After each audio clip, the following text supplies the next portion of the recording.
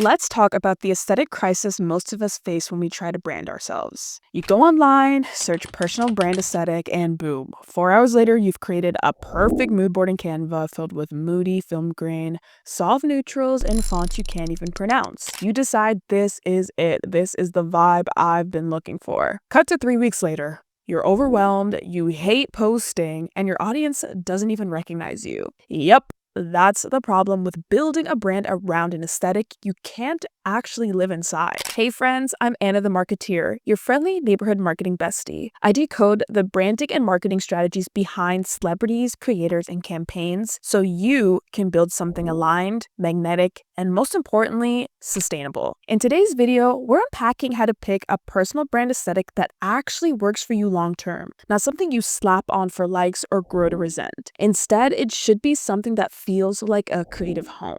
This is something I see so many times in the comments where people are struggling to pick an aesthetic, so I decided to make this video for you. And of course, we're gonna pull receipts from people who do it well, like Zendaya, Doja Cat, Taylor Swift, and creators like Bretman Rock. Plus, we're gonna look at some brands and celebs who got it completely wrong and why they got it wrong and what we can learn from them. But first, I know most of you watching my videos aren't subscribed to my channel. I see everything. If you've been liking my videos, hit subscribe right now to support the channel and get weekly breakdowns just like this. And if you join my newsletter, Marketeer's Memo, you'll get a free download of my authentic branding checklist that will give you immediate tips to elevate your current branding while being yourself. The link is in the description. You can also listen to these episodes on Spotify as well. That link is also in the description. So whether you're a creator, entrepreneur, artist, or just trying to look less chaotic online, this video is for you, besties. Let's get into it. The problem with aesthetic first branding. Let's start with the trap. Aesthetic first branding. This is when people try to build their brand by starting with visuals before they have clarity on voice, tone, or story. They pick colors, fonts, and inspo before they understand who they are. What happens?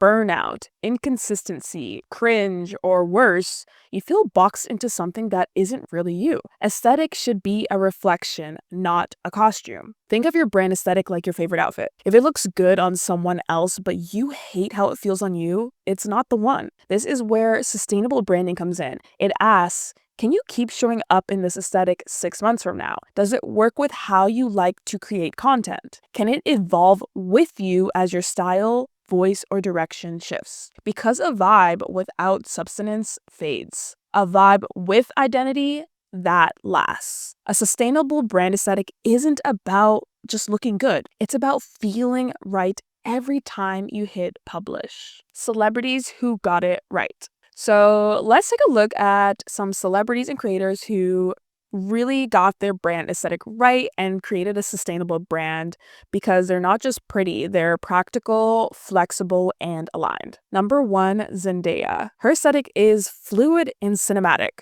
One moment she's in a sharp suit and the next she's in sculptural couture. She doesn't stick to a look. She sticks to a feeling. Poised, intentional, elevated. Whether it's euphoria, a Met Gala, or an off-duty outfit, the thread is the consistency of energy. She reinvents through her storytelling. That's what makes her aesthetic sustainable. 2, Doja Cat. Doja is chaos incarnate. And that's the point. Her aesthetic is a revolving door. Alien, demon, glam icon, troll, but the consistency is her unpredictability. She's a shapeshifter, and that is her brand. It's sustainable because it liberates her. She isn't boxed in. She's known for breaking the box. 3, Taylor Swift. Taylor's genius? She brands by era. From country curls to Reputation snakes to folklore's cottagecore, each aesthetic tells a chapter. But the through line is emotional storytelling, feminine perspective, and lyrical immersion. Her fans expect change, and that makes it sustainable. She sets the tone and walks us through it. 4, Bretman Rock. Looking at a creator, Bretman's brand aesthetic is pure personality meets tropical chaos. From shirtless gardening to full glam photo shoots in the jungle, his visuals are bold, colorful, and rooted in his Filipino heritage and internet-born confidence. It works because it's him.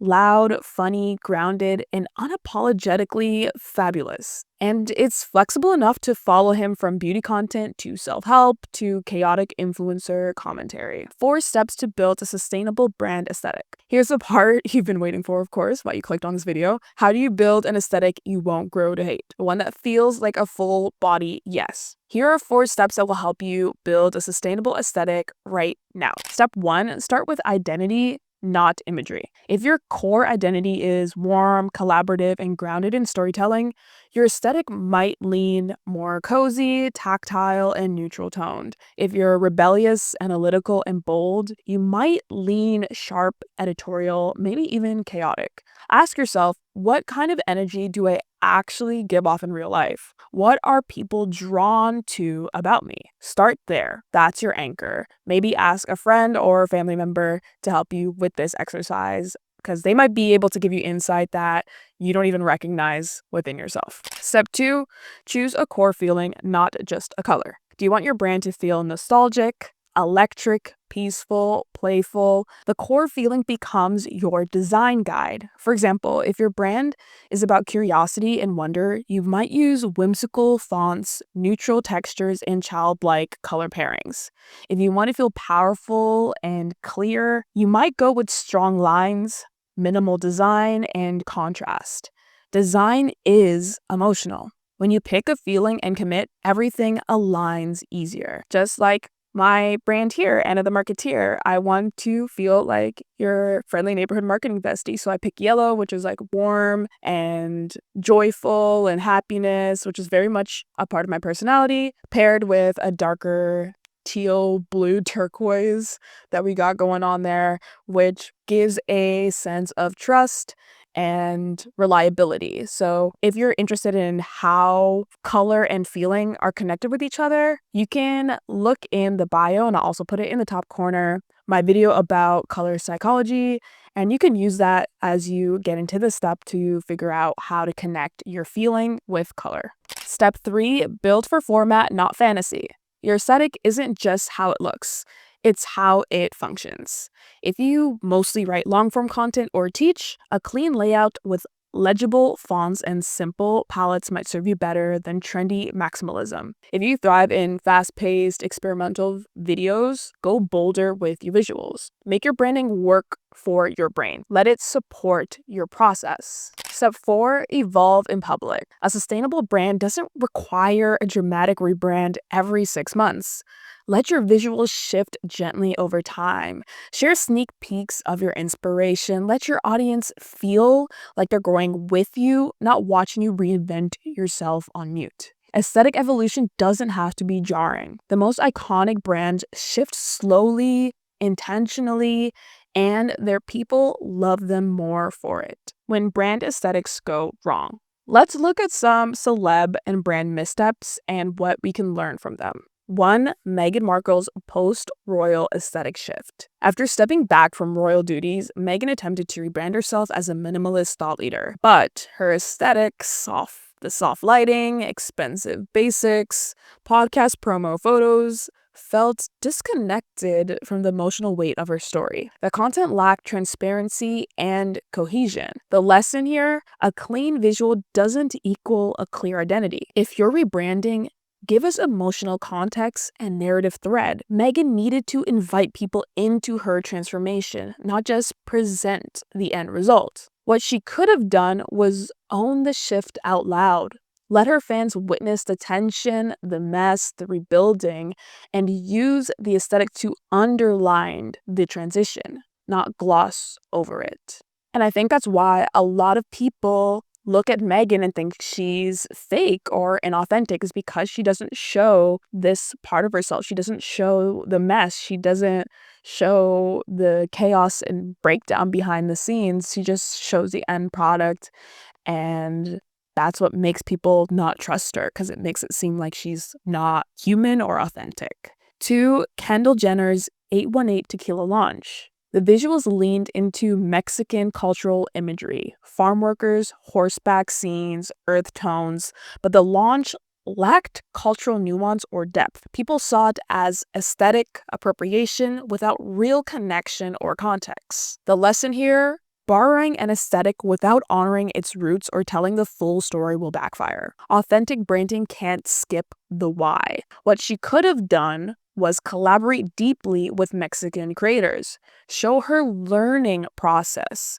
make the campaign about celebration with, not branding on top of.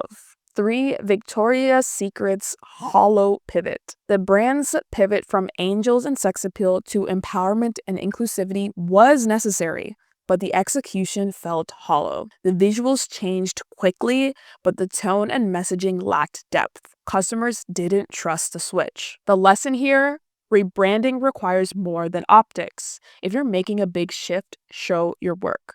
Let people in on why you're changing and how it reflects a deeper shift in values, not just in style. What they could have done was just tell the truth, publicly acknowledge the harm, share the listening process, and spotlight the people driving the new message, not just a new logo or model lineup. How to know your brand aesthetic is working. So we just went over what other brands did wrong, but how do you know your brand aesthetic is working? Here are 5 telltale signs you found a sustainable aesthetic for you. 1, it energizes you, not exhausts you. 2, people recognize your style before they see your name. 3, you don't feel the need to start over every month. 4, it reflects your real life pace, values, and voice. And 5, it feels like something you could grow into, not something you're trying to grow out of. So in conclusion, the perfect brand aesthetic doesn't exist, but the right one for you does. If it feels like an outfit you can wear every day with room to remix some cute accessories, it's the one.